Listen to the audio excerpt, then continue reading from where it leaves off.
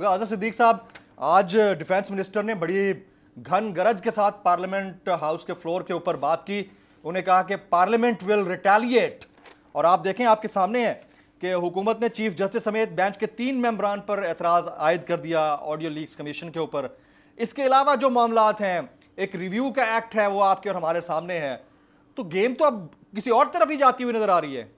अजहर साहब, बहुत शुक्रिया। आप गालिबन ख्वाजा आसिफ की बात कर रहे हैं, जी जो वो जी बड़ी नारे लगाया करते थे पार्लियामेंट में, पाकिस्तानी फौज के बारे में, एस्टेब्लिशमेंट के बारे में। आप उसकी बात करें। अच्छा, मैं तो उन्हें नॉन सीरियस आदमी समझता हूँ। उन्हें क्या पता पार्लियामेंट क्या है, पार्लियामेंट का इख्तियार क्या है।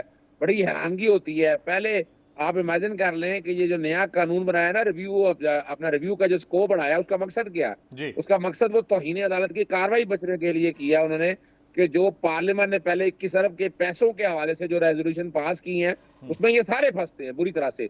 वहां बाकी सेक्रेटरी फाइनेंस, ब्यूरोक्रेसी मिन्नतें करती फिर रही है कि हम इसमें पंजाब असेंबली के इलेक्शन में बुरी तरह से फंस जाएंगे, जो कि कंटेम्प्ट हो चुकी है। यानी 1 मार्च का फैसला और 4 अप्रैल का फैसला वायलेट हो चुका हुआ है।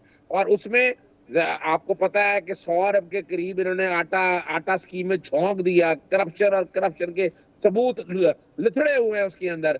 फिर आपने वो अपना डेवलपमेंट फंड के नाम पर अपने लोगों को पैसे दे दिए, और वो जस्टिफाई करना बड़ा मुश्किल है। अब ये पार्लियामेंट रिटेलिएट जो करने वाली बात है ना, वो एडमिशन है कि कंटेम्प्ट हो चुकी है। अब उस कंटेम्प्ट से कैसे बचना? धमकियां देते फिर रहे हैं।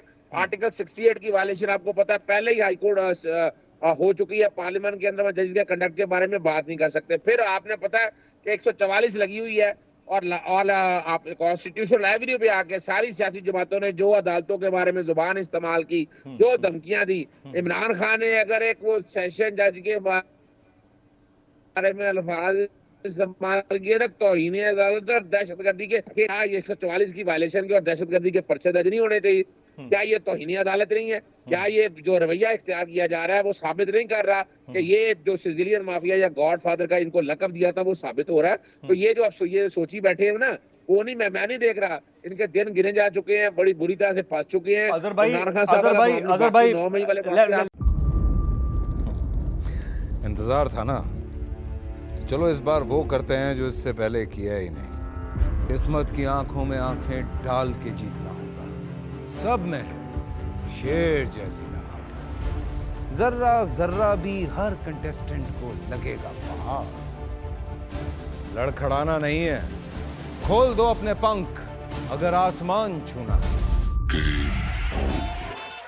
अबे लग रहा है ये सब पहले भी कहीं सुना है। एंटरटेनमेंट की गारंटी जनाब, क्योंकि यहां खेलोगे कूदोगे तो बनोगे नवाब। खुश रहो पाकिस्तान। खुश रहो पाकिस्तान, बुध और जुमेरात शाम 7 बजे सिर्फ बोल एंटरटेनमेंट पर। सब्सक्राइब करें और बेल दबाएं ताकि कोई खबर रह न जाए।